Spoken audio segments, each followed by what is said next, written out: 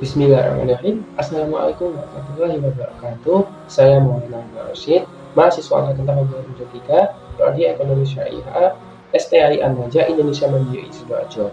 Jadi, pada malam hari ini saya akan menyampaikan tentang pemikiran ekonomi pada masa Khulafaur Rasyidin. Oke, Nabi utusan terakhir kita yaitu Nabi Muhammad SAW membawa agama Islam dan ekonomi Islam yang berkembang setelah beliau hijrah ke Madinah. Namun, setelah beliau wafat, peran beliau itu digantikan oleh para Khulafaur Rasyidin. Nah, para Khulafaur Rasyidin ini memiliki pemikiran yang berbeda pada setiap zamannya. Siapa aja sih Khulafaur Rasyidin itu? Pertama itu ada Abu Bakar As-Siddiq, Umar bin Khattab, Utsman bin Affan, dan yang terakhir itu Ali bin Abi Thalib. Mereka berempat ini memiliki pemikiran ekonomi yang berbeda pada setiap masanya. Teman-teman mau tahu bagaimana? Yuk kita lanjut ke part selanjutnya. Nah, kita masuk pada pembahasan pemikiran ekonomi pada masa pemerintahan Abu Bakar As-Siddiq. Nah, pada masa pemerintahan beliau, pemikiran ekonomi menurut beliau itu ada yang pertama itu mengelola dan menghitung zakat dengan teliti dengan benar. Kemudian mengambil tindakan tegas untuk mereka yang melanggar ataupun enggan membayar zakat. Bukan enggan membayar zakat, lebih tepatnya menentang perintah untuk membayar zakat. Kemudian mengalokasikan zakat untuk pendapatan negara yang disimpan dalam Baitul Mal sebagai hasil dari upaya mengumpulkannya. Kemudian itu ada memberikan pelatihan dan pemilihan direktur untuk Baitul Mal. Dan yang terakhir itu adalah menentukan gaji karyawan berdasarkan karakteristik yudikasi tertentu. Kurang lebih seperti itu gambaran pemikiran ekonomi pada masa pemerintahan Abu Bakar As-Siddiq.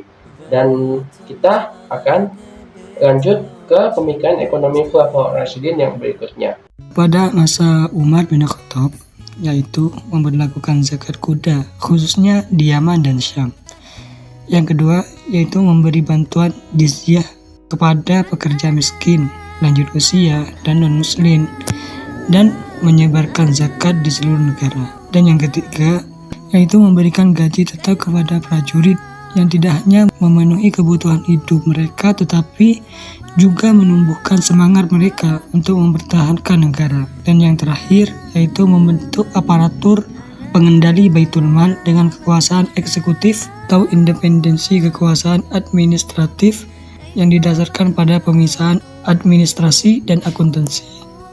Pada masa Utsman bin Affan, diantaranya adalah yang pertama, yaitu pemungutan pajak tidak boleh mengakibatkan pengabaian terhadap kewajiban kepedulian terhadap masyarakat. Yang kedua, yaitu menjamin hak-hak umat Islam dari Baitul Mal. Yang ketiga, mencegah penyimpangan keuangan yang membahayakan kesejahteraan umum. Yang keempat, yaitu pandangan Utsman tentang zakat adalah bahwa orang yang berhutang tetap wajib membayar zakat. Yang kelima, yaitu menggunakan metode baru untuk memberikan makan kepada fakir miskin dan ibnu sabil dari dana zakat, yaitu pemberian makanan ke masjid selama bulan Ramadan yang mendorong orang untuk selalu melakukan iktikaf di masjid. Pada masa pemerintahan Khalifah Ali bin Abi Thalib, ada beberapa pemikiran ilmu ekonomi Islam yang beliau terapkan. Di antaranya, yang pertama, membagi-bagikan uang rakyat secara merata sesuai dengan kemampuannya. Yang kedua, gaji direktur sama dengan gubernur. Terus yang ketiga, penguasa bertanggung jawab atas urusan keuangan beberapa subdaerah. Dan yang terakhir, sebagian besar pembiayaan dan pendanaan diberikan oleh gubernur jika tanggung jawab pemungut pajak dipisahkan, baik untuk tujuan jihad maupun untuk kepentingan pembangunan daerah. Jadi kurang lebih seperti itu gambaran pemerintahan pada masa Khulafaur Rasyidin tadi.